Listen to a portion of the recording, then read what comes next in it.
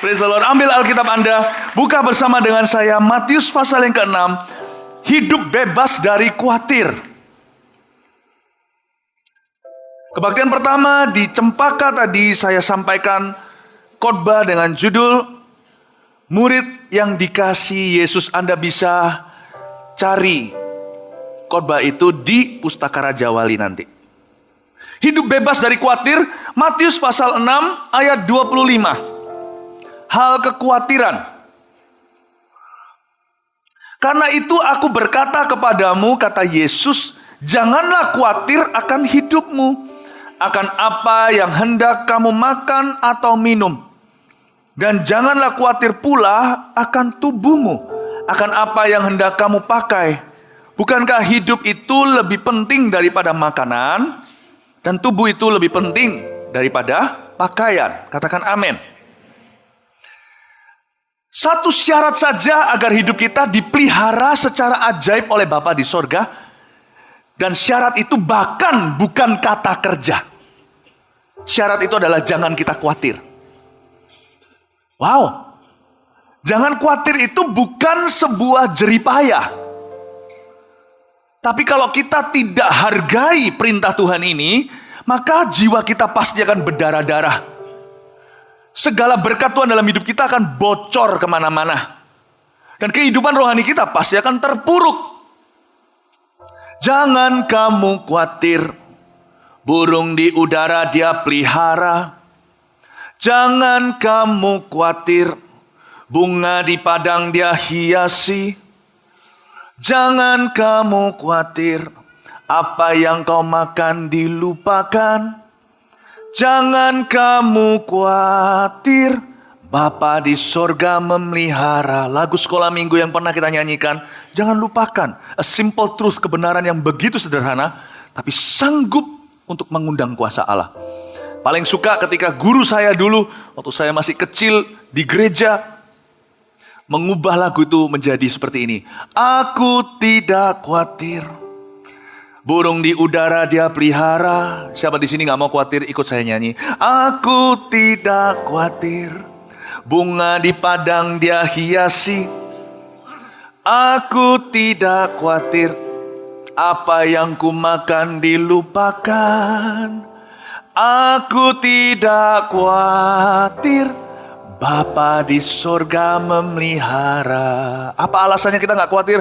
Aku tidak khawatir, Bapa di sorga memelihara.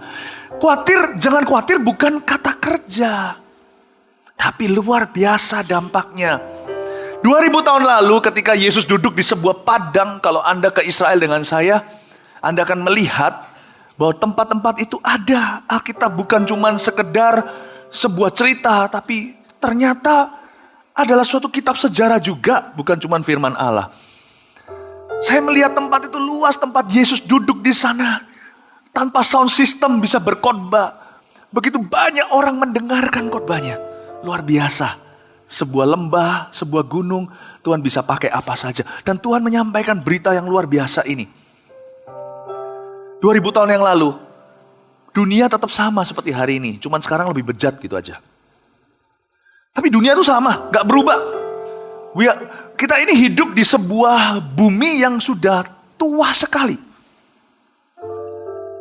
Dan pergumulan manusia dari dulu sekarang sampai selamanya gak berubah. Jadi bukan cuma Tuhan Yesus yang gak berubah. 2000 tahun yang lalu, orang juga sama seperti kita. Khawatir untuk rezekinya, makan minumnya, membayar biaya ini, biaya itu, bon ini, bon itu, rekening ini, rekening itu. Meskipun belum ada listrik, mereka juga harus membayar hutang. Jadi Yesus bilang gini, janganlah khawatir akan hidupmu. Kata hidupmu itu melompat di dalam hati saya. Kalau Tuhan pernah tolong orang Israel melewati air laut samudra, membelahnya di tengah-tengah, di bagian dasar samudra menjadi jalan raya.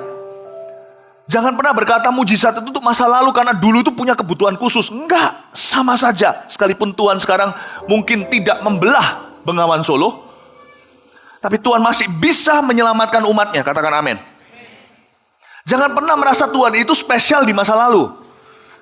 Dan Tuhan hanya istimewa perlakuannya kepada beberapa orang. Anda dan saya yang jadi anak-anak Tuhan, yang tahu bahwa kita dikasihi oleh Tuhan Yesus, tidak ada perlakuan istimewa di dalam kerajaan Allah. Dia memperlakukan kita semua dengan sama, yaitu dia mengasihi kita semua.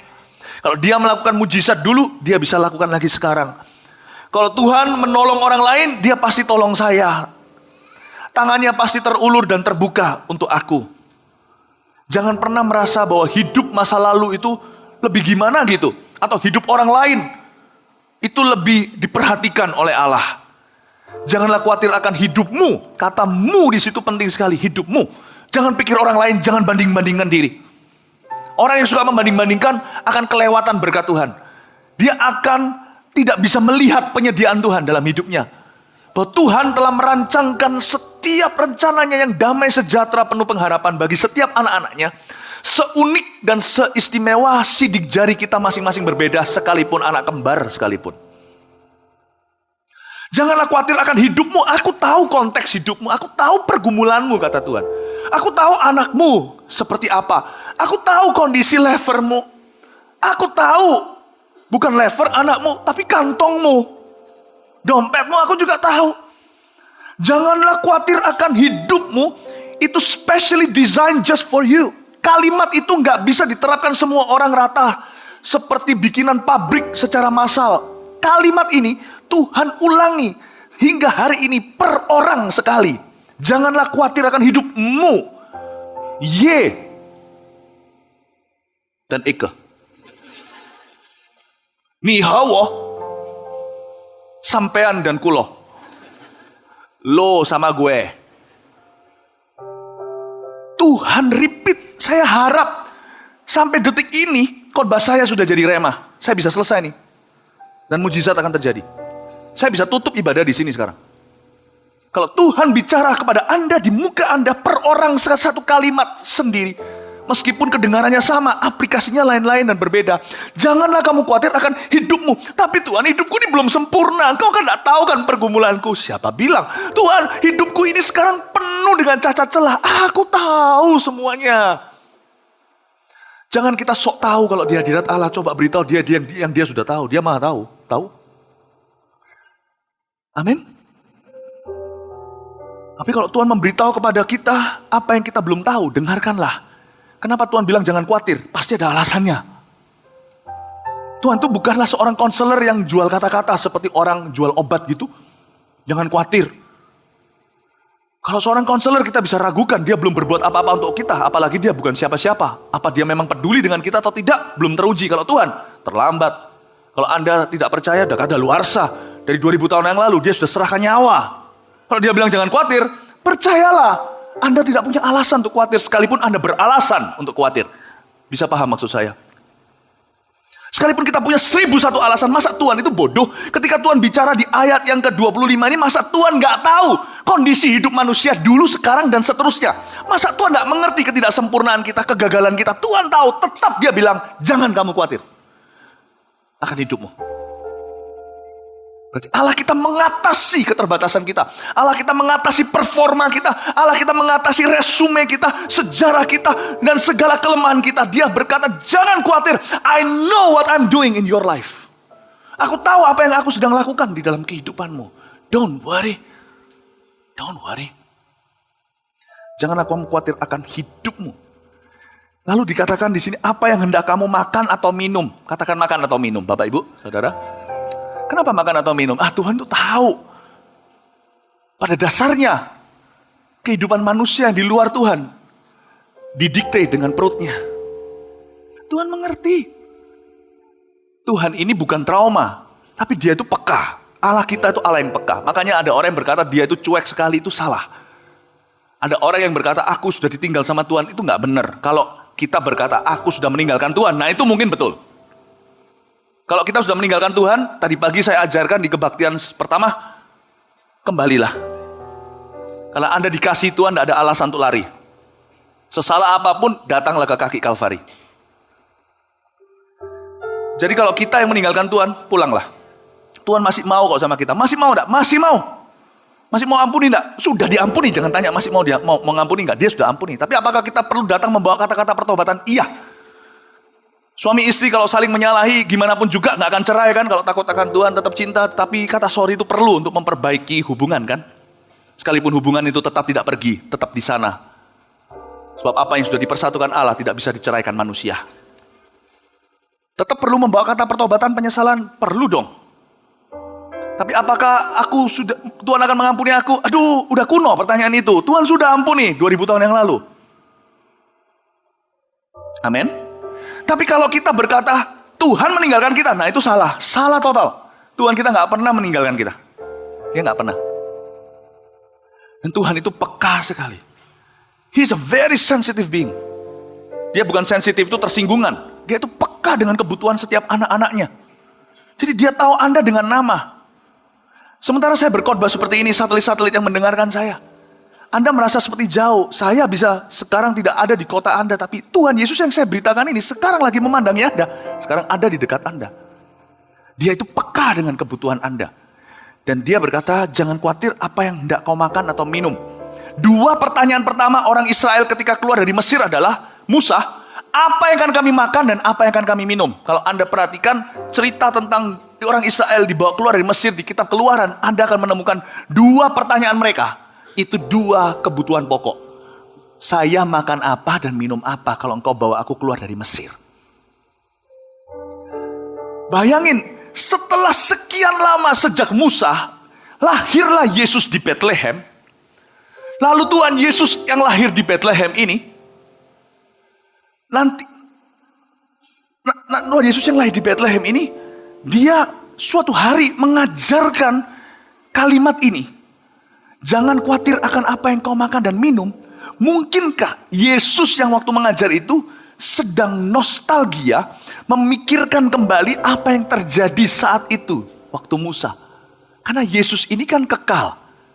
Waktu orang-orang tanya sama dia, kamu siapa? Jawabannya apa? Sebelum Musa aku ada, sampai mau dilempari batu, dilempar jurang. Jadi Tuhan Yesus ada di sana ketika orang-orang Israel tanya sama Musa. Andai kata kalau ada seorang seniman yang bisa menggambarkan situasi sesungguhnya, Musa ditanya gitu juga bengong. Ketika orang Israel berdiri, penatua-penatuanya semua perwakilannya berdiri di sana berkata, Musa, kau bawa kami keluar. Sebelum mereka sepakat dengan dia, sebelum mereka mendukung, kita nanti dikasih makan apa, minum apa. Musa waktu itu masih dalam keadaan mukanya tidak tahu harus menjawab apa.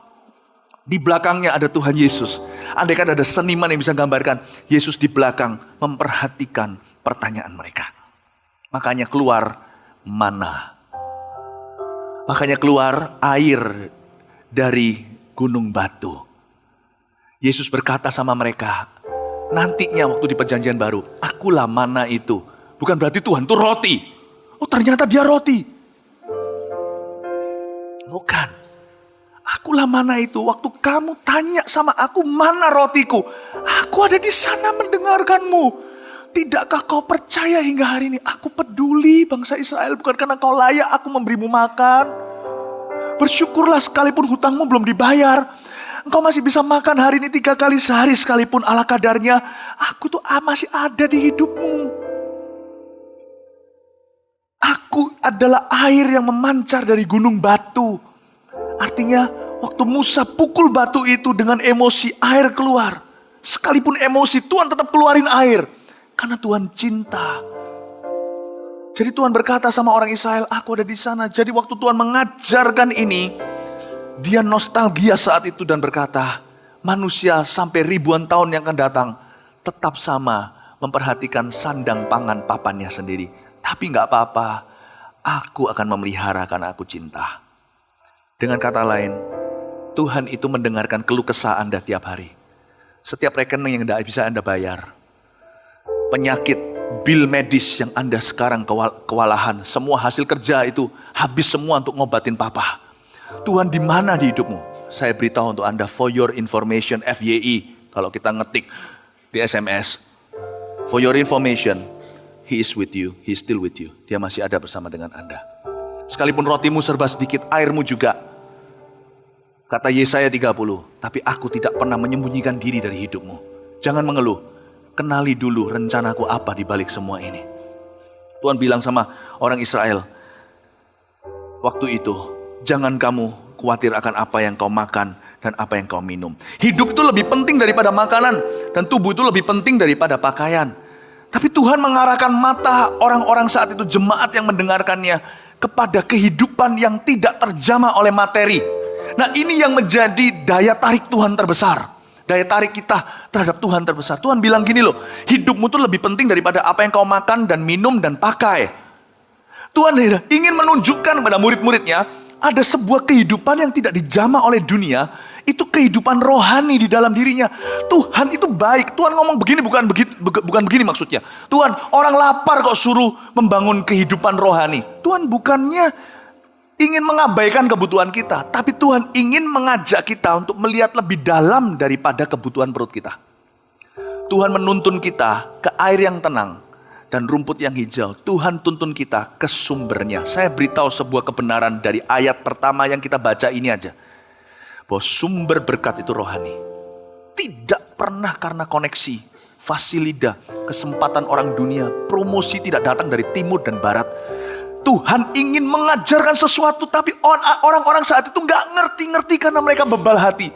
Tuhan sekarang masih mau mengajarkan pada jemaatnya, aku tahu kebutuhan perutmu, sandang pangan pakaianmu, aku tahu.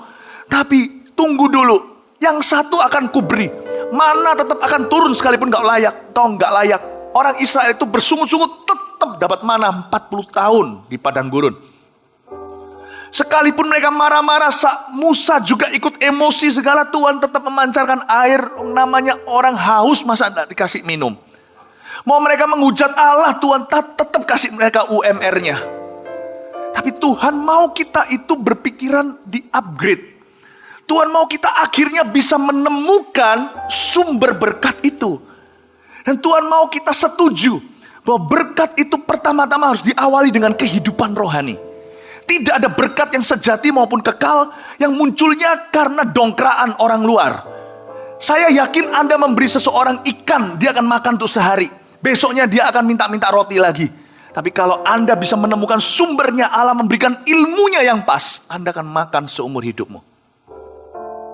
Tuhan mau kita melihat sumber kemenangan itu ada dalam hubungan kita dengan Dia. Bukan terletak pada berkat materi yang diberi. Karena ada orang berkata, asal engkau memberi aku yang satu ini, aku pasti akan bahagia. Nggak tentu. Buktinya ada ribuan tahun dibuktikan oleh sejarah orang Israel. Mereka dikasih tiang awan, tiang api aja nggak puas-puas. Mereka dikasih mujizat burung puyuh begitu banyak. Malah kebanyakan. Nggak ngerti gimana mengkontrol diri, ambil terlalu lebih daripada yang cukup, daripada yang mereka butuhkan. Sehingga sebelum mereka bisa menelan daging itu keluar dari lubang hidungnya, rakus. Kalau Anda hari ini merasa kalau sampai saya dikasih ini saya baru bahagia, itu tipu daya dan muslihat setan. Itu adalah pikiran daging yang belum ditaklukkan. Saya tidak mau kita ini punya kehidupan mengikut Tuhan itu adalah berdasarkan berkat. Kalau engkau memberi ini, aku pasti senang. Tuhan, kalau sampai aku ini kau sembuhkan, aku akan melayanimu. Kalau sampai aku keluar hutang, aku nanti akan bayar perpuluhan. Orang seperti itu buta rohani. Gak bisa melihat ayam sama telur mana dulu. Dia kira telur dulu, padahal Tuhan ciptakan hewan dulu. Sebelum mereka bertelur. Orang gak bisa melihat. Orang gitu buta. Mereka mengira kalau aku dapat, aku pasti bisa bahagia. Kalau aku punya, aku pasti senang. Kalau aku dijawab, pasti aku menang.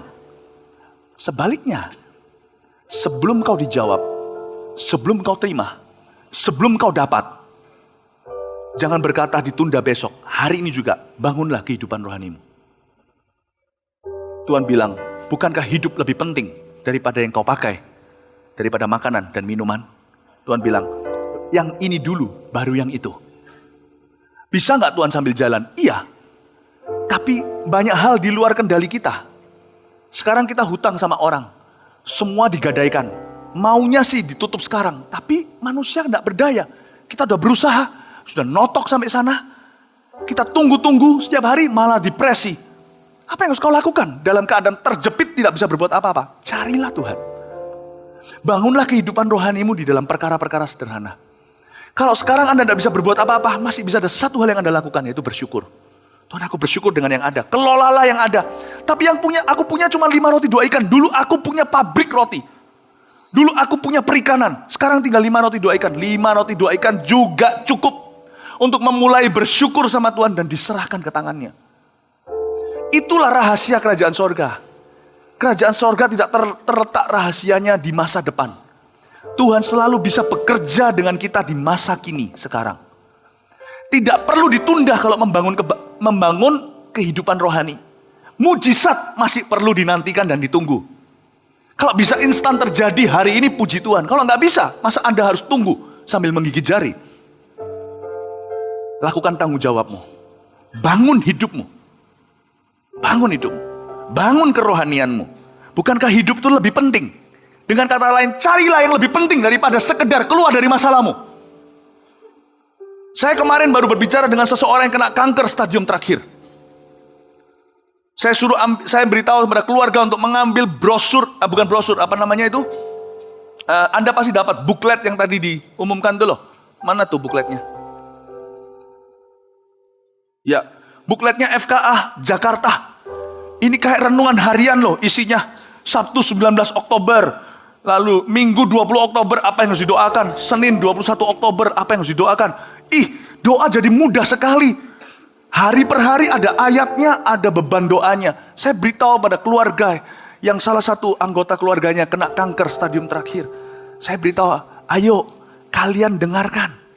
Kalian ambil brosur ini, ambil buklet doa ini. Kalian mulai doa. Jangan tunggu mujizat sembuh total dari kankernya. Baru setelah itu melayani Tuhan. Pelayanan gak usah ditunda. Pelayanan sejati itu gak usah tomorrow. Anda bisa mulai hari ini mengalihkan perhatian Anda dari sesuatu yang lebih penting daripada makan, minum, dan papan. Anda bisa lakukan sesuatu. Bukankah hidup lebih penting? Bangunlah kerohanianmu. Lewat pelayanan juga bisa. Dan pelayanan bukan seperti yang didefinisikan orang. Pelayanan itu selalu mimbar dan panggung. Itu cuma asosiasi pikiran kita saja. Pelayanan bisa apa saja. Pokoknya kita mengesampingkan kepentingan kita, sandang pangan papan kita. Orang mau sembuh termasuk sandang pangan papan? Enggak, termasuk. Orang itu baru merasa sakit kalau nggak bisa makan, kurang nggak bisa, semuanya tubuh sudah mulai sakit. Tapi hidup ini lebih penting daripada apa yang kau rasakan di dalam tubuhmu. Kesampingkan itu, carilah kepentingan kerajaan sorga. Doakanlah. Bukankah hidup lebih penting dari itu? Tuhan suruh kita bangun kerohanian kita. Hidup bebas dari khawatir. Itu berarti kita harus mengalihkan perhatian kita dari diri sendiri dan kebutuhan dan segala sesuatu yang mendesak dalam hidup kita. Dan kita cari sebuah tujuan yang lebih mulia. Saya dorong Anda untuk melakukan hal ini. Kita lihat ayat 26.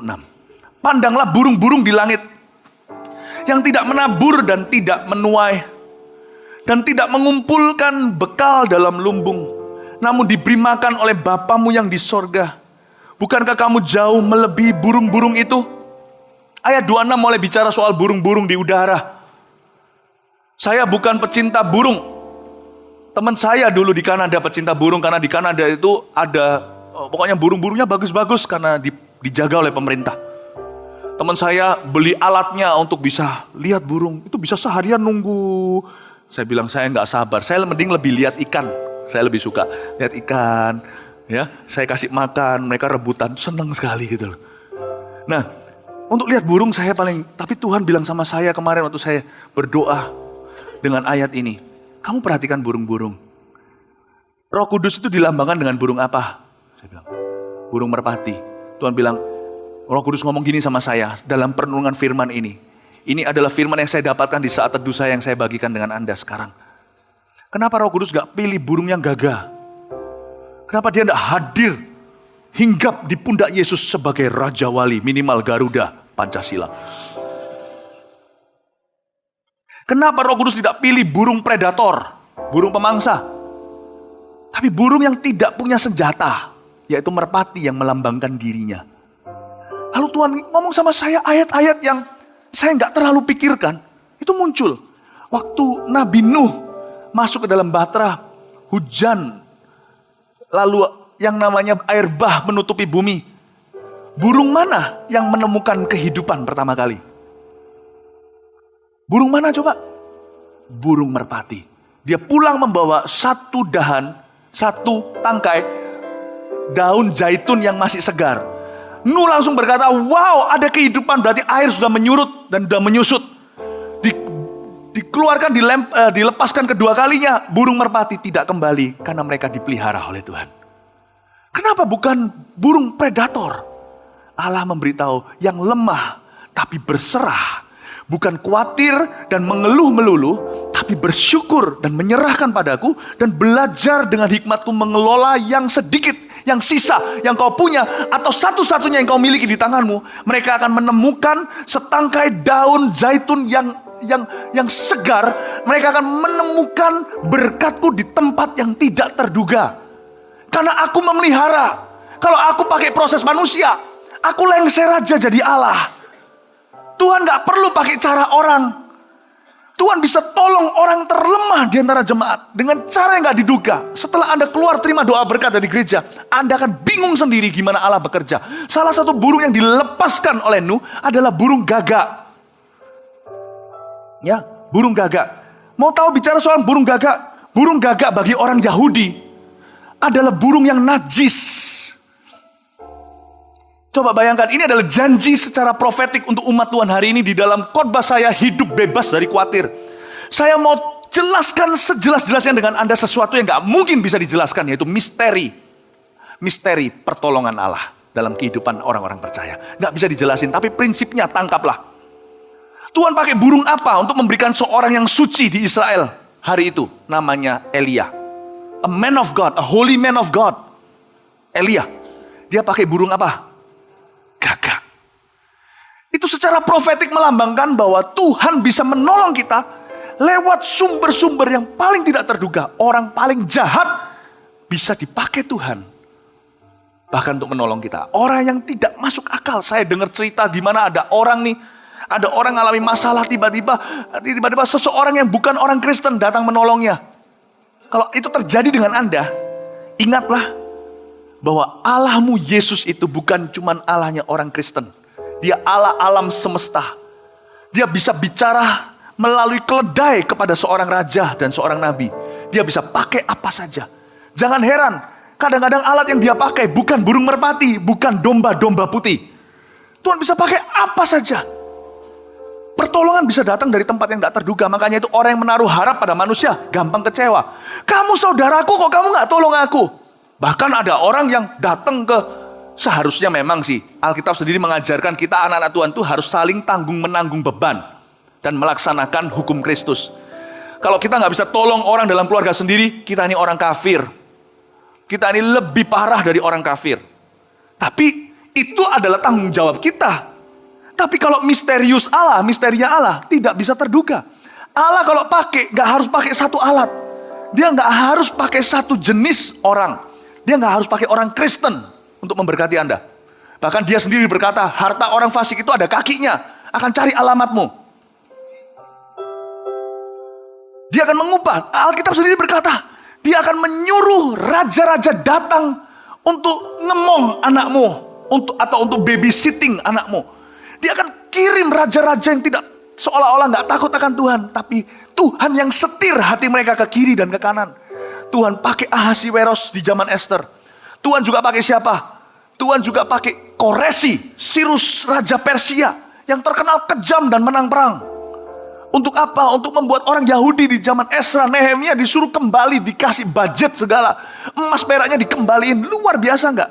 Tuhan kok nggak pakai Raja Daud saja, Raja Salomo? Karena dia adalah raja di atas segala raja. Semua raja tunduk sama dia. Gak harus mereka merasa mengenal dia, mati masuk surga. Tuhan bisa sekarang juga pakai tubuh mereka, sumber daya mereka untuk setir hati mereka ke kiri dan ke kanan. Dan dia akan menyetir raja-raja ini ke rumah Anda untuk melayani Anda. Itu janji Allah. Saya pikir-pikir lagi, Tuhan ini seperti mau menguji orang Yahudi ya. Mau membawa mereka berpikir di luar kota. Ini orang sesuci Elia. Sudah gak ada yang menandingi dia, gak ada duanya di zaman itu. Kok dikirim gagak ya? Itu kayak orang yang takut sama nyamuk. Tuhan kirimkan remah-remah roti lewat nyamuk. Saya gak bisa bayangin si Elia itu seorang Yahudi tulen. Ketika dia melihat gagak itu, dia pasti jijik. Dia pasti cari antis dan segalanya. Tuhan bilang, jangan kaget nanti. Aku akan kirim yang paling tidak kau duga. Hanya untuk membuktikan bahwa aku Allah dalam hidupmu di dunia ini. Tuhan itu lebih besar, dan Tuhan itu besar di luar tembok Israel. Bayangin kalau Anda takut sama tikus, nanti yang menemukan cincin berlian Anda yang jatuh di toilet, itu ada di telinga tikus itu. Untuk menunjukkan pada Anda, Tuhan yang menciptakan alam semesta. Amin. Saya memberikan sesuatu, saya berdoa, Roh Kudus suruh saya nyampaikan ini pada jemaat hari ini. Jangan khawatir, aku nanti utus orang-orang yang kau tidak sangka untuk menolongmu. Asal jangan kau kecewa dulu sama aku. Jangan gelisah dan kecewa. Berbahagialah orang yang tidak kecewa dengan aku, kata Yesus. Aku kan utuh. Jangan juga kecewa dengan manusia. Banyak orang kepahitan akhirnya juga dibutakan untuk bisa melihat Tuhan. Karena hati mereka terlalu pahit, mereka tidak bisa lagi rasakan hadirat Tuhan. Ada orang-orang tertentu yang mengharapkan pada keluarganya, teman-teman rekan-rekan Kristennya. Aduh, kalau bisa ya puji Tuhan. Dari sisi kita nggak boleh alasan, kita harus tolong. Tapi seringkali faktanya nggak sama. Kadang-kadang orang yang dekat sama kita justru diam ketika kita membutuhkan. Jangan berharap sama orang. Anda semua jemaat Kristus, Tuhan tanggung jawab kok. Tuhan akan kirim gagak-gagak. Anda siap-siap dikejutkan sama Tuhan. Orang itu kok bisa ketika bisnisku kayak gini. Dari semua orang-orang yang mulutnya manis-manis semua ngilang. Dia aja yang sampai sekarang kasih barang. Kok bisa orang itu? Yang kita satu keluarga dulu waktu ikut di Mawar Syaron, di seri pengajaran kitab Wahyu, akhir zaman kita semua mengira kok. Antikristus 666 itu dia kok. Kok sekarang ini loh, aku diambang bangkrut, dia yang berkata nggak apa-apa bayarnya nanti bulan depan aja. Kok bisa? Aku dikasih kelonggaran oleh orang gitu. Jangan Anda kagum minta tanda tangannya. No. Tuhan sedang membuat sesuatu yang nggak masuk akal. Supaya Anda tahu itu Tuhan. Bukan berhalanya orang itu loh ya. Yang suruh dia datang. Hanya karena status Anda orang Kristen anak Tuhan itu. Tuhan kirim anak-anak setan juga datang untuk melayanimu. Jangan Anda terus datang berkata, oh itu karena berhalanya, ilahnya, Allahnya. No. Statusmu itu loh, berkuasa. You are a Christian. My goodness, tidak ada yang lebih berkuasa daripada status ini. Dan tidak ada yang lebih lemah dari itu karena kita nggak bisa melawan. Kita ini domba kan, diserahkan seolah-olah pada penyembelihan. Kita ini domba kan, di tengah-tengah serigala. Kalau kita ditampar pipi kiri kita kasih pipi kanan, bukan? Meskipun itu kedengarannya lemah, tapi sisi satunya dari sisi Tuhan. Tuhan justru amarah kalau itu terjadi pada kita. Tidak ada status lebih kuat di dalam hadirat Allah kecuali melemah di hadapan Dia. Itu kuat sekali. Memang kita ditampar, kita kasih pipi kanan. Tapi Tuhan akan tampar pipi kiri mereka. Anda tahu nggak ayat itu? Penghakiman, pembalasan adalah hakku. Jangan jamah orang yang kuurapi. Itu bukan bicara soal pendeta, pengkhotbah. Itu semua umat Tuhan. Tahukah Anda semua diurapi? Anda menyandang gelar Kristus, Kristen, itu berarti Anda diurapi. Kata Kristus itu sendiri anointed. You are all anointed. Makanya itu jangan pernah gunakan mulut kita sembarangan mengeluh. You are anointed, your words are anointed. Kata-katamu itu diurapi. Jangan pergi ke pelacuran. Tubuhmu itu bait suci. Jangan Anda lakukan semuanya ini karena takut. Karena hukum Taurat Anda diancam, dikutuk, nanti masuk neraka segalanya. Jangan lakukan semuanya ini karena Anda tidak serendah itu. Aku tidak akan pergi ke perselingkuhan. Aku tidak akan mengkorupsi. Aku tidak jujur ngejak uang orang lain. Nggak akan. Aku punya DNA jauh lebih wibawa, jauh lebih dari itu. Aku anak Tuhan. I am anointed. My business is anointed. Bisnisku diurapi. Anak-anakku diurapi. Kalau sekarang aku belum melihat kemenangan, tinggal tunggu waktu saja. Tidak selamanya dibiarkan orang benar itu goyah. Kakinya limbung. Anda harus beritahu pada diri sendiri, I am anointed. Kita kedengarannya lemah sebagai domba, tapi justru itu kekuatan kita. Pemeliharaan Allah, penyertaannya. Anak-anak setan pun akan satu-satu datang melayani anak-anakmu. Bukan karena ilah mereka. Bukan karena mereka baik. Atau mereka sedang konslet. Nggak tahu mereka makan apa tadi pagi. Mereka mendem apa. Bukan. Allahmu yang setir mereka ke kanan. Mereka nggak berdaya. Meskipun terakhirnya kalau mereka nggak bertobat, terima Yesus sendiri, mereka pun akan masuk neraka. Minimal mereka pernah dipakai Allah untuk melayani anak-anaknya selama hidup mereka. Saya tahu ada banyak orang di neraka nanti merasa kecolongan. Dulu aku dipakai untuk melayani orang itu. Ya udah, Tuhan yang suruh. Tuhan itu maha kuasa. Gagak pun tunduk sama dia. Saya mau beritahu pada Anda secara simbolis, ini ada kata-kata profetik di dalam hati saya. Sekarang ini terus Roh Kudus ngomong terus dalam hati saya. Beritahu mereka, aku akan kirim Gagak. Beritahu mereka, aku akan kirim Gagak. Aku akan kirim Gagak. Wow, saya dengar kirim Gagak. Jangan heran nanti ya kalau ada anak jemaat kita yang rusak nanti. Anak yang sama-sama rusaknya waktu mabuk berkata, lu ke gereja aja. Jangan di sini. Itu orang lagi ngedrak, tiba-tiba memberitahu sama dia, udah lu ke gereja aja. Luar biasa. Ya, saudara-saudara, Tuhan jangan dibatasi. Saya mengajak Anda dan saya untuk tidak berpikir di dalam kotak. Allow Him to work in your life. Tugas kita cuman jangan khawatir. Anda diberkati Tuhan? Lihat ayat 28. Dan mengapa kamu khawatir akan pakaian? Perhatikanlah bunga bakung di ladang yang tumbuh tanpa bekerja dan tanpa memintal. Namun aku berkata kepadamu, Salomo dalam segala kemegahannya pun tidak berpakaian seindah salah satu dari bunga itu. Ini luar biasa. Garis bawahi kata bunga bakung di ladang tumbuh tanpa bekerja. Asik. Kita gak khawatir itu berarti kita gak usah kerja. Besok kita keluar dari pekerjaan kita nganggur di rumah. Haleluya. Enggak, Paulus berkata gak kerja, bu makan. We ought to have an occupation, each and every one of us. Semua kita harus punya pekerjaan. Jangan khawatir tidak sama dengan jangan bekerja. Sebab pekerjaan sudah ada sebelum kekhawatiran masuk.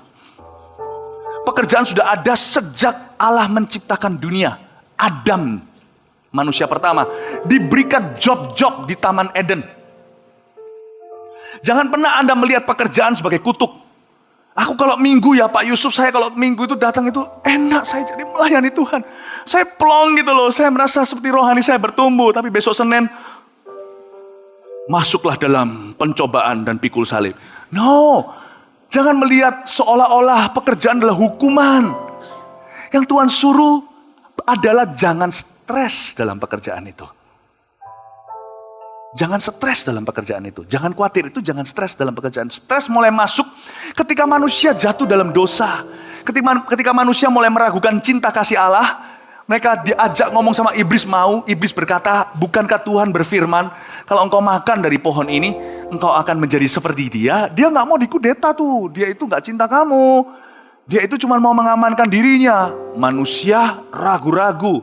Karena Adam dan Hawa tidak dengar khotbah saya di kebaktian pertama. Dikasih oleh Yesus. Ya. Nah, setelah itu dia berdosa kan? Masuklah khawatir, masuklah susah yang tidak perlu.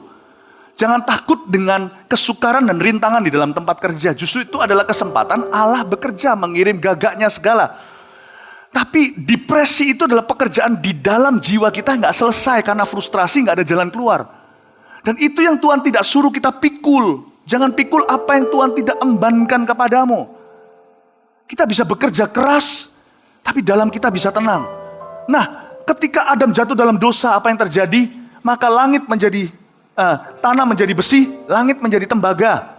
Dan dikatakan Adam kau harus bekerja dengan stres bukan main, berkucuran keringat, baru engkau bisa makan, itu pun sedikit. Lalu Hawa juga dapat kutuknya. Yaitu nanti mulai hari ini kau akan bersalin dengan rasa sakit luar biasa. Tapi Yesus datang mengangkat kutuk itu semua. Bukan berarti kita gak sakit bersalin. Tapi saya gak percaya Yesus kasih seorang wanita pendarahan. Saya bahkan melihat, saya pernah dengar bagaimana seseorang didoakan. Makanya penting sekali sebelum melahirkan didoakan juga. Normal contohnya, kita doakan. Supaya proses persalinan itu bisa mulus disertai oleh Tuhan. Ada banyak cerita bagaimana orang ini dalam keluarganya selalu susah melahirkan. Didoakan, gampang melahirkan. Baru aduh langsung Pekerjaan itu baik. Diberikan di Taman Eden sebelum manusia jatuh dalam dosa. Dan iblis berbicara. Tapi stres berikutnya itu jatuh karena kejatuhan orang. Karena itu Tuhan suruh kita. Jangan khawatir. Kerjakan bagianmu. Dengan sungguh-sungguh berkeringat boleh. Tapi jangan berdarah-darah dalam jiwamu. Jangan khawatir. Klaim janji Allah di dalam dirimu. Kenallah Tuhanmu. Kenallah kuasanya. Kenali dia. Dan kalau kita lakukan itu, Bapak Ibu Saudara, kita tidak khawatir. Akan ada penyertaan Tuhan yang gak bisa kita duga. Ternyata bunga bakung di ladang tidak bekerja pun mereka diberkati oleh Tuhan. Ayat yang ke-30 kita baca dulu. Jadi jika demikian, Allah mendandani rumput di ladang yang hari ini ada dan besok dibuang ke dalam api. Tidakkah ia akan terlebih lagi mendandani kamu? Saya ajak kita lihat, tetap dibuka di sini. Di Filipi pasal 4 ayat 19 dinyalakan aja, nggak usah dibuka di Alkitab, di screen dinyalakan. Anda bisa lihat, Allahku, kita baca sama-sama 2, 3. Allahku akan memenuhi segala keperluanmu menurut kekayaan dan kemuliaannya dalam Kristus Yesus Tuhan. Kita baca sekali lagi ya. Allahku akan memenuhi segala keperluanmu menurut kekayaan dan kemuliaannya dalam Kristus Yesus. Ya, mari kita sekarang ini matikan, saya jelaskan sekarang ya. Mengapa kita nggak khawatir? Janji Allah di sini berkata, Allah akan memenuhi segala keperluan kita menurut. Coba katakan menurut. Ya, menurut itu bukan dari. Ayat ini akan lain artinya kalau bunyinya begini. Allahku akan memenuhi segala keperluanmu dari kekayaan dan kemuliaannya dalam Kristus Yesus. Itu berarti kita dikasih sedekah. Sama dengan orang minta-minta, ya, minta-minta di jalanan. Minta dong dari kekayaanmu, kasih aku sedikit dong, itu sedekah. Kalau begitu kita punya reason to worry, kita punya alasan untuk khawatir. Tapi menurut itu lain. Menurut itu artinya Bapa punya berapa, ya itu semua milik kita. Makanya itu di Roma dikatakan kita ini ahli waris.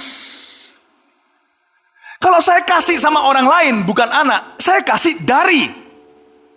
Tapi kalau saya kasih ke anak, apalagi kalau saya mati, saya kasih menurut. Menurut yang kupunya. Rumah ada berapa, kendaraan, logam mulia, saham, uang di bank, menurut ya itulah, sebatas itulah semua milik anakku. Yesus sudah mati loh. Berarti kita otomatis sudah ahli waris. Salah satu makna Yesus mati di Kalvari bukan cuma membuat kita yang berdosa bisa masuk surga, tapi supaya segala sumber daya surga menjadi milik anak-anaknya. Makanya ada kata ahli waris. Ayat ini powerful sekali. Ada kata menurut. Itu kalau saya beritahu sama Anda, kalau Anda ketuk di pintu rumah saya contohnya, aduh saya butuh sesuatu, saya akan ambilkan dari rumah saya, itu artinya lain. Berarti saya ambilkan makan, minum, sandang, pangan, saya ambilkan pakaian untuk orang yang membutuhkan. Tapi kalau saya kasih menurut, itu berarti rumahku menjadi milikmu. Tuhan ngomong dengan ayat itu luar biasa. Tuhan bilang, kamu khawatir apa? Semua tentang aku, siapa aku, dan semua yang kau miliki itu milikmu. Tapi kadang-kadang kita punya cara berpikir berbeda. Kalau memang Tuhan begitu berkuasa, kenapa nggak tolong saya detik ini juga? Jangan lupa di Yesaya dikatakan, jalanku memang tidak seperti jalan yang kau duga terlebih dahulu. Rancanganku tidak seperti itu. Tuhan itu nggak murahan, gampangan. Dan Tuhan itu tahu apa yang dia lagi cari di hidup kita. Tuhan sedang merencanakan sesuatu dan merendah sesuatu yang luar biasa. Amin Bapak Ibu Saudara. Kadang-kadang kita maunya instan. Tuhan instan. Kalau Tuhan sekarang kasih aku bahagia. Tuhan gak tentu maunya begitu detik ini juga. Kadang-kadang Tuhan izinkan kita masuk dalam pergumulan. Dan saya gak mau sok-sokan tahu mengapa itu terjadi dan dia izinkan. Tapi kadang-kadang yang memang itu faktanya Tuhan izinkan. Tapi jangan sampai itu ambil imanmu. Tuhan sudah bilang bahwa aku ini, segala yang kumiliki itu milikku. Milikmu. Semua kebutuhanmu dijadikan satu, tidak bisa melampaui kemampuanku untuk menjawab doamu. Segala masalahmu dijadiin satu, segala permasalahan dunia problema dijadiin satu. Tidak bisa lebih besar daripada kuasaku untuk menolong seseorang. Tapi kalau Tuhan belum menolong kita detik ini juga, minimal satu hal kita bisa lakukan, yaitu jangan khawatir. Orang yang khawatir biasanya akan mengeluh. Orang yang khawatir akan pesimis. Orang khawatir akan negatif. Kalau aku gak bisa berbuat apa-apa, minimal aku gak khawatir. Orang gak khawatir itu bersyukur. Orang gak khawatir itu bisa mengklaim dengan hati yang sangat-sangat terbuka sama Kristus. Gak usah takut. Cara pandangnya berbeda. mulai hari ini saya berdoa ketika Anda besok kembali ke pekerjaan Anda atau profesi Anda. Jangan lagi melihat pekerjaan sebagai kutuk, rintangan sebagai momok. Sebagai orang yang sudah kenal Yesus, Anda sudah makan dari pohon kehidupan. Mau tahu kenapa Adam dan Hawa ketika diusir dari Taman Eden tidak boleh masuk lagi, dijaga oleh 2 malaikat dengan pedang terhunus? Mau tahu kenapa enggak? Supaya jangan mereka kembali, kata Tuhan, dan makan dari pohon kehidupan itu. Tapi hari ini bagi kita yang sudah menerima Yesus, jadi anak-anaknya, jadi orang Kristen yang lahir baru, secara profetik kita sudah makan dari pohon kehidupan itu, yaitu Yesus Kristus. Segala sesuatu yang kita kerjakan di tempat kerja kita, contohnya, punya nilai kekal. Tuhan tidak mau Adam dan Hawa habis makan pohon dari makan buah pengetahuan yang baik dan jahat itu lalu kembali makan dari buah pohon kehidupan. Jangan sampai mereka belum selesai urusannya dengan dosa yang mereka lakukan, belum diselesaikan di depan tata Allah, lalu mereka menjadi orang yang dipakai oleh Tuhan, apapun juga yang mereka pegang memiliki nilai kekal. Dengan kata lain, sejak kita terima Yesus, jangan tunggu Anda di gereja, Anda baru bertumbuh secara rohani. Apapun yang kau pegang rohani. Kalau engkau sudah makan dari duren itu, kok duren sih? Anda sudah makan dari pohon kehidupan itu, apapun yang kau pegang rohani. Karena buah yang pengetahuan yang jahat dan baik itu ketika dimakan, semua yang kau pegang jadi dosa. Maunya menikah dengan bahagia, perselingkuhan terjadi. Siapa pernah sangka anak baik-baik seperti itu? Itulah nasib bagi setiap orang yang menaruh percaya kepada dirinya sendiri, bukan pada Kristus. Maunya baik-baik, semua yang kau pegang, semuanya jadi dosa.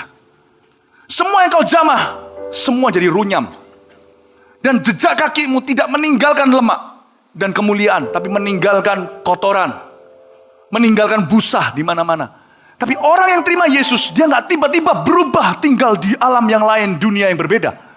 Dunianya tetap sama, tapi sejak dia makan dari pohon kehidupan, apapun yang dia pegang, ada nilai kekalnya. Segala sesuatu yang dia jamah, menjadi rohani.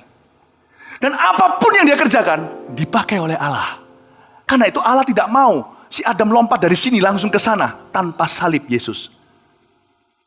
Karena keselamatan tidak murahan. Keselamatan yang cuma-cuma yang diberikan dalam dirimu itu, membuatmu sekarang tetap bekerja di kantor Anda. Tapi mulai hari ini, posisi Anda berbeda. Ketika Anda di sana, pekerjaan Anda akan menggarap di dalam diri Anda buah-buah roh yang akan keluar, yang akan Anda nikmati sampai selama-lamanya. Belum lagi terhitung orang-orang yang akan Anda layani di sana lewat kesaksian Anda. Belum lagi nanti ada orang-orang yang Anda ajak ke gereja. Belum lagi nanti ini dan itu, segala sesuatu berbagai dimensi. Apapun yang kau jamah di tempat kerja yang sama, sebelum dan sesudah Anda terima Allah, gak ada perbedaan, tapi sekarang berbeda maknanya. Ada kesaksian Allah, ada pekerjaan Roh Kudus, ada dampak yang kekal di dalamnya. Itu maksudnya. Dan Allah berkata, aku menanggung hidupmu menurut kekayaan dan kemuliaanku. Aku punya berapa, ya itu milikmu. Kalau sampai suatu hari engkau GR, merasa bahwa masalahmu terlalu besar untuk aku kan pencipta. Kalau semua sumber daya, kekuatan, kuasaku di sorga sudah kau pakai semua, karena memang engkau adalah orang yang paling punya masalah di dunia, apakah terlalu susah bagi aku, Allah yang tidak ada batas, untuk menciptakan kuasa yang baru, sehingga engkau tidak pernah sama sekali mendekati batas gudang persediaanku? Tuhan tuh hebat. Ada berapa miliar orang Kristen di dunia ini? Kok gak pernah kehabisan cara, kuasa, dan mujizatnya ya untuk menolong masing-masing mereka? Kalau saya jadi Tuhan, saya pasti akan berikan surat resmi kepada semua gereja saya. Berhenti nginjil. Persediaanku menipis. Setiap anak berarti susu. Setiap bayi berarti makanan. Menipis. Enggak tuh. Malah Tuhan bilang, beritakan sampai ke semua makhluk. Markus 16. Seujung bumi. Tuhan, kalau besok 2 miliar orang, dari 6 miliar orang ini, katanya 2 miliar adalah orang Kristen. Kalau besok jadi 4 miliar gimana? Nggak masalah. Seluruh bumi penuh kemuliaan Allah. Semua masalahmu jadi satu, susah jadi Tuhan. Kalau setiap orang berdoa, 10 doa, ada berapa doa yang harus dia jawab setiap hari? Tapi Tuhan tidak pernah kehabisan. Dia berkata, menurut kekayaan dan kemuliaanku. Aku maunya begitu, tapi bagi kita definisinya lain. Bagi kita artinya kalau engkau menurut kekayaan kemuliaanmu, jadikan aku konglomerat dong sekarang. Nggak tentu Anda siap. Kalau Tuhan jadikan begitu, mungkin hari ini Anda tidak akan setia dalam pernikahan Anda. Tuhan tahu batasnya. Karena itu kita punya doa. Selain kita tahu menurut kekayaan kemuliaannya, jangan khawatir. Kalau kita tahu ayat itu menurut kekayaan kemuliaannya dalam Kristus. Kristus seberapa ya itu yang kita punya. Tetap kita harus mawas diri ketika berdoa, berikan padaku hari ini makananku secukupnya. Amin Bapak Ibu Saudara. Ayat tadi itu untuk jangan khawatir. Ayat yang makan secukupnya itu untuk mawas diri, jangan serakah. Karena kita tahu Tuhan kita tanpa batas resourcesnya. Nah orang yang kecewa ada di tengah-tengah. Kalau memang Tuhan begitu hebat, kok kankerku gak sembuh sekarang? Ya gak tahu. Saya juga gak tahu kenapa ada orang tetap gak sembuh. Tuhan daulat. Tuhan itu bukan berhala yang kita bisa taruh di satu tempat di ruang kita. Kita kasih makan, dia harus kasih kita sesuatu sebaliknya. Gak tahu. Tapi tetap Tuhan kita baik. Jangan khawatir, tetap dalam perintahnya. Lakukan itu, hidupmu pasti akan berbeda. Saya sudah mau selesai. Kita sekarang lihat ayat-ayat berikutnya. Ayat 31, sebab itu janganlah kamu khawatir dan berkata, apakah yang akan kami makan? Apakah yang akan kami minum? Apakah yang akan kami pakai? Semua itu dicari bangsa-bangsa yang tidak mengenal Allah. Akan tetapi Bapamu yang di sorga tahu bahwa kamu memerlukan semuanya itu. Udah, ayat ini tenang gitu di hati saya. Bapamu di sorga tahu yang kau perlukan itu. Nah, ngapain kita doa kalau dia sudah tahu? Ayo, coba, pernah tanya gitu nggak? Kan Tuhan sudah tahu, ngapain doa? Doa itu bukan berguna untuk Tuhan. Doa nggak nambah info sama sekali buat dia. Doa berguna untuk kita. Membuat kita jadi mengerti kehendaknya. Untuk kita masa kini. Nggak perlu, Tuhan sudah tahu. Kalau sudah tahu ya gue nggak usah doa. Ya, masalahnya kalau kita nggak doa, kita akan keluar jalur Allah. Kalau kita doa, berguna bagi kita. Membuat kita mengerti apa yang dia kehendaki atas hidup kita detik ini. Waktu saya dalam masalah, saya doa setengah mati ya nggak bisa apa-apa. Maunya itu tergesa-gesa. Tuhan ini kok bahasa Surabayanya cuaci. Kalau lain ditolong, saya kok nggak ditolong juga. Kapan Tuhan? Kalau Tuhan mau itu segampang membalikan telapak tangan, gampang. Tapi kadang-kadang kalau saya berdoa begitu, nggak ada ujungnya. Awal-awal mungkin 5 menit pertama pikiran saya begitu. Tapi ketika saya mulai menyembah, ketika saya mulai buka Alkitab, diterangi Roh Kudus, saya tidak lagi buka Alkitab untuk membenarkan saya. Saya buka Alkitab agar Alkitab membenarkan dan menyucikan saya seperti Yesus memandikan jemaatnya dengan firman. Saya baca 15 menit berikutnya, pikiran saya sudah tidak lagi secetek dangkal itu. Kalau Tuhan mau tolong saya semudah membalikkan telapak tangan. Kenapa sampai sekarang kau berlambat-lambat? Emangnya susah buat Tuhan? Tuhan cuma ucapkan satu perintah aja. Si Filip itu begini, pasti jadi. 5 menit pertama boleh berpikir begitu. 15 menit kemudian, saya jadi ngerti kehendak Allah. Pikiran saya fokusnya berubah dari tadi menuntut menjadi bersyukur dan berkata, Tuhan, maaf. Dengan menangis saya mungkin berkata, selama ini ya Tuhan mungkin roti, air serba dikit. Tapi Tuhan, aku tahu Engkau tidak pernah sekalipun tidak setia. Saya menangis dan berkata, terima kasih Tuhan. Setelah selesai doa, gak dapat jawaban apa-apa. Tapi ketika mulai jalan dalam kehidupan ini, wow, gagak di sana sini. Dari mana itu terjadi? Merpati di sana, Garuda di sebelah situ. Saya gak tahu. Doa membuat saya kenal kehendak Allah dan saya jalan di dalamnya. Selanjutnya, jangan gurui Tuhan. Tuhan kirim burung yang mana? Urusannya dia. Amin Bapak Ibu Saudara. Jangan khawatir, ini luar biasa. Anda praktekkan revolusi di dalam diri Anda. Kehidupan rohani Anda yang lebih penting dari pakaian, makan, dan minum akan mengalami terobosan yang baru. Yang terakhir ayat 33. Anda diberkati Tuhan gak? Tetapi carilah dahulu kerajaan Allah dan kebenarannya, maka semuanya itu akan ditambahkan kepadamu. Cari dulu kerajaan Allah di sini bukan mengembangkan kerajaan itu, expansion of the kingdom. Itu lain cerita. Kerajaan Allah di sini adalah righteousness, peace, joy in the Holy Spirit. Kerajaan Allah bukan terdiri dari kata-kata maupun makan minum, tetapi damai sejahtera, sukacita, dan kebenaran dalam Roh Kudus. Itu yang saya katakan tadi. 5 menit pertama saya doa gak benar semua. Damai sama sekali enggak. Sukacita, ngomel mana bisa bahagia. Tapi 15 menit kemudian, kerajaan Tuhan ada di dada saya. Saya ngerti, saya gak khawatir. Kekhawatiran saya diubah dengan hadirat Allah. Ketika saya berjalan tanpa saya sadari, saya disertai dengan burung-burung Tuhan di mana-mana. Dan saya lebih dekat daripada solusi permasalahan saya yang mulai pecah tanpa saya sadari. Karena mata saya tertuju kepada Allah. Ayat ini, ayat 34. Sebab janganlah kamu khawatir akan hari besok. Karena hari besok mempunyai kesusahannya sendiri. Saya garis bawahi, jangan khawatir akan hari besok. Di area di mana kita tidak khawatir, di situ berkatnya mengalir. Itu yang saya sebut dada ini dioperasi sama Roh Kudus. Khawatir dikeluarin, diamputasi, diganti kerajaan Allah. Di area itu tidak ada lagi khawatir. Dan ketika saya tidak khawatir, di area manapun saya nggak khawatir, di situ kuasa Allah bekerja sempurna. Tuhan cuma minta gampang kan? Mau nggak kuasaku bekerja sempurna? Jemaatku, mau. Oke, berikan 1 miliar. Nah itu susah, itu gaya berhala. Mau nggak aku bekerja, memberimu mujizat? Mau. Ayo, naik turun tangga, bawa bunga ini, dipikul di atas kepala, naik 3 tangga, turun 4. Nggak sampai-sampai. Itu gaya berhala. Tuhan kita berkata, mau aku bekerja di setiap area hidupmu? Mau. Aku memberimu sebuah pekerjaan yang sama sekali tidak membutuhkanmu bekerja. Jangan khawatir. Menunjukkan wibawanya Allah kita yang tidak sama dengan berhala-berhala yang membutuhkan makanan minuman.